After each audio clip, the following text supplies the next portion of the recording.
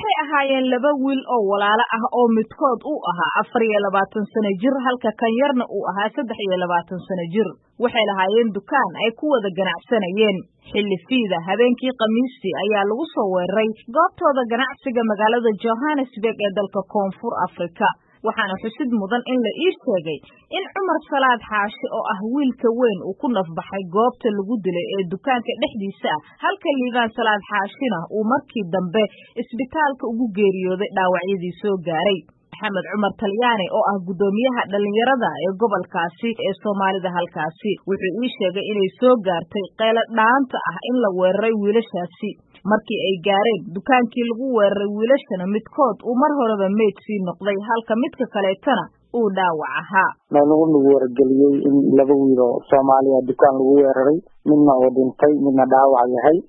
sidaas ayaana goobtii ku gaarnay meeshii markaan tagnay waxaan la kulannay midkii wiilasha Liibaan oo dhaawac ah oo albaabka dukaanka yaala markaan Liibaan aragnay ama sidaan gudaha xaaladeeda ka wardoona buu Liibaan nagu yiri war Cumar waa dhintay ani iqaada sida ayaana Cumar ku soo aragnay meedkiisii Liibaan ayaana isbitaalka kula cararnay ragna isbitaalka ay Liibaan u qaadeen ragna dukaanka ay ku haray marka Liibaan dhaawac caloosha ay xabad kaga taalay isbitaalka markii la geeyay gargaar degdeg ayuu helay nasiib daro 8 saacadood ama labadii habeenimo ayuu ku go'ay isbitaalka wiilashan walaalaha ah waxa ku wada yaalay rasaas midkood ayaa madaxa looga dhuftay dhowr jeer qori u muuqday bastoolad siday ii sheegeen dadkii kor tagay oo uu ka mid ahaa Maxamed Cumar Talyaani wiilasha dilkooda waxaa loo isticmaalay bastoolad Cumar laba baaloota ayaa ku taalay laba xaba ayaa midna madaxa kaga taalay midna garabka ayay kaga taalay markii Cumar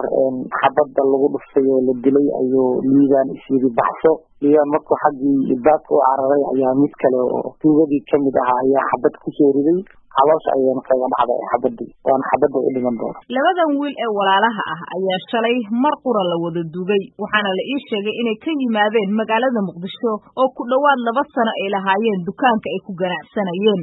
walwal iyo cabsi xoogan oo la xiriirta weerarada noocaan oo kaleeta ah oo soo kordha sanad walba dhamaadka bilaha November iyo December ee sanadka aakhirkiisa ayaa la soo darsay Soomaalida sabab la xiriira iyadoo dhaca ay geestaan dad dhalinyaro ah oo aanan shaqo haysan hubaysan haddana u haysta in Soomaalida iyo dadka kale ee soo galootiga Afrikaanka ah ay la wareegeen shaqooyinkoodii ay xaq u lahaayeen ee dalkooda cabsida Soomaalida haysata awgeed haddana kuma dhiiran karaan inay qoryaha qaataan oo ay si toos ah isaga dhiciyaan cidii dilaysa sharciga oo qabanaya qofkii isku daya inuu qof dilo amaba uu xabad kala hormaro awgeed Cabdi Mahad Axmed Xaashi oo isna kamid ah ganacsatada joogta Johannesburg ayaa dhankii la eegaba ii sheegay inaysan u rooneen wadankan markii la gaaro waqtiyada sanad dhamaadka cabsidiisu zaid ay u badan tahay tuugada wadanka ay raadinayaan lacagii ay ku gelayaan Christmas-ka wadanka ayuu waxay bilaabaan dil iyo dhac faa'iido oo aan kala joogsi lahayn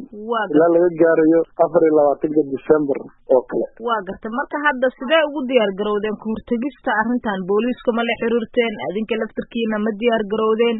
sidaas oo kale dilal ay sidoo kugu dhicin labadaas wiil oo walaalaha arrinkan waa arrin aad u soo jiitamay tiyo badan soo socday Soomaalida dee waxba kaba qaban karto waa dad iska jilicsan oo business qofkuna markuu business yahay aad buu jilicsan yahay macnaha maxaa ka wada uu jilicsan yahay yani wax walba oo dama sameey karo wax walba oo baratiska ma heli karo wadanka sharci buu leeyahay sharcigiisa oo maxaa tahay dadka sharciyo oo wadanka ma lahan oo wax walba ay ku heli karaan sida waxay isku difaacaan Koonfur Afrika waxa ay ka mid tahay wadamada Afrika ee ay dhalinyaro fara badan oo Soomaaliyeed ay ugu carareen si ay uga shaqeystaan markii wadanka Soomaaliya uu burburka soo gaaray gaar ahaan sanadihii ugu dambeeyay laakiinse waxa sanad kastaba lagu dilaa tiro dhalinyaro ah haba u kala badnaadaan dilalka